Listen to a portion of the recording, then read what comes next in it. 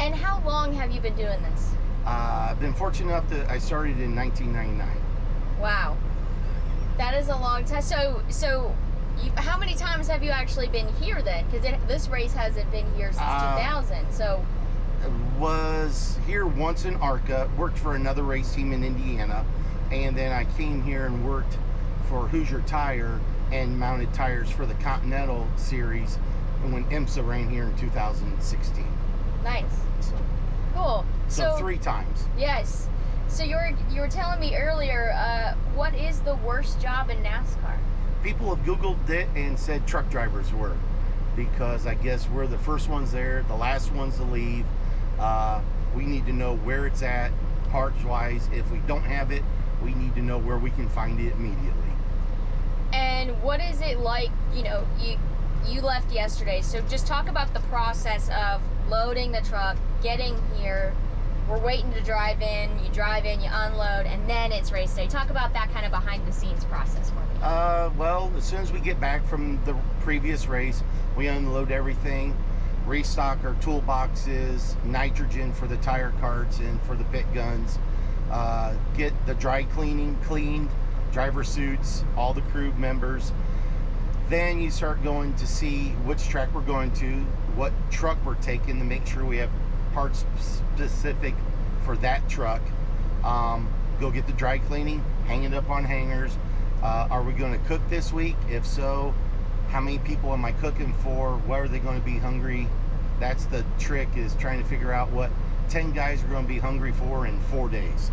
So then make sure everything's clean, stocked, load the truck, make sure everything's strapped down tight, do your logbook, get fuel, and then map out a plan of how to get to the racetrack and drive to make sure you have plenty of time to get there in case you blow a tire or something like that. So you do everything. So you do more than just drive this thing. Yes. You prep for everything. Unfortunately, yes. We stock the coolers. We go buy the water, the Gatorade, the body armor, food, snacks. You learn real quick what snacks to buy. Okay, my tire guy loves this snack, but my engine guy doesn't like it. So we buy what the engine guy likes.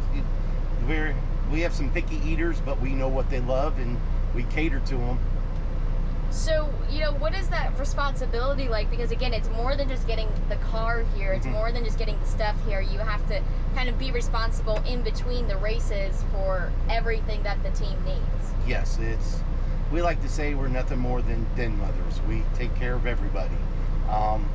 It's a lot of responsibility, but when your truck's out on the starting grid ready for the race, it makes everything worth it. You really don't remember, like when we go to Vegas, it's 33 hours of drive time to get out there. When you're racing, it doesn't matter how many hours it took to get there. You're there and you're doing your job, and doing a job a lot of people would love to have. Talk about the pride that you feel when, that you're going to feel tomorrow when you see that 99 take the track. You're very proud of all the hard work that you've done, and you can showcase it to the fans and other competitors that we went home, we did our homework, and we're here to race with the best of them. And what is Stephanie mentioned it as a fraternity, but what is the relationship between you and just all of these other haulers that we're kind of looking at here out your front window? We all joke around a lot. We call ourselves a dysfunctional family. We want to beat each other on the track, but if a guy has an oil filter or a fuel filter needs replaced, we'll pitch in. It's like, if he needs oil, I have oil. If he needs a tire, we all, even though we're competitors, we all help each other because we're all on the road at the same time. We know that their job is no easier than mine, and we help each other out as much as we can. And you're prepping for obviously every scenario that under the sun. Just how challenging is that? Not only are you preparing, the basic, the snacks, all of that stuff. You don't want people to get hangry or anything, but you're preparing for the car, you're preparing for your own travel here, and Yeah. then the car's traveling around the track. So just how challenging is it to just stack everything in that back hauler? It can, if you're not used to it, or people that just start out in the industry, it can be very frustrating and overwhelming, but you just have to get a routine. It's your routine. It may not work for anybody else, but as long as you can get your job done in that way, it's just, you make a system and make it work. I mean, a lot of trial and error and stuff. So it's, I guess fortunately I've done it long enough that I really don't get stressed out.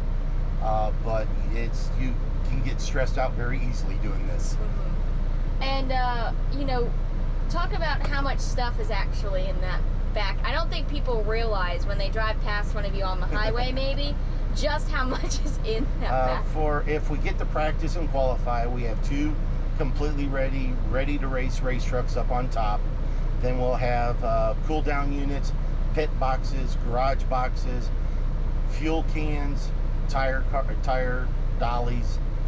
There's quite a bit. I think we're insured roughly for, I think, truck, trailer, all contents, just a little over $2.5 million.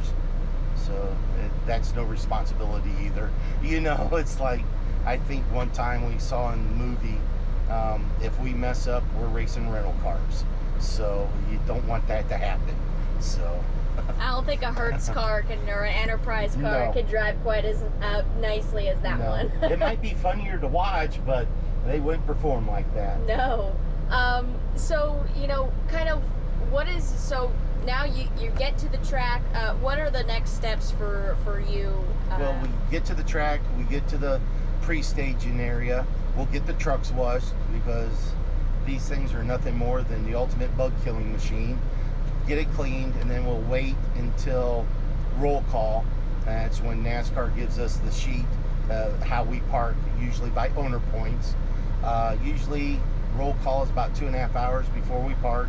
Once we park in the garage, after everybody's parked, then we can unload. We unload the bottom, all the toolboxes and stuff, get that set up so when the crews come in, they unload the truck and then start taking it to tech. And how do they get here? I mean, obviously, all their stuff is here. How do they get here? Depending on how far the track is, a lot of times they will fly, but with us being out of Ohio, they drove vans, and we have a new charter bus type thing that the crew rides in. Nice. So. And so this is more of like a home race for you guys, a little closer, yes. right? So, you know, where are the rest? I heard North Carolina for a lot of them. Most of the race teams are out of North Carolina. We're the exception. We're the truck team out of Sandusky, Ohio. So that's where our owner's from, and that's where he wants to stay at. So. How many weekends a year are you on the road? We run 24 races a year, and then sometimes there's testing, which is not that much testing anymore, but running back and forth to Charlotte for parts or wind tunnels. You're probably on the road average 30 weekends a year. Does that ever get to you? Not really. Sometimes when you're at the track all day and then you have to drive back from Vegas, it's like, wow. But no, not really. I guess I'm weird like that. Sometimes some of the people that just start out in the industry, the families don't understand. Fortunately, my wife understands and stays home and takes care of the dogs and tells me I need to be home more.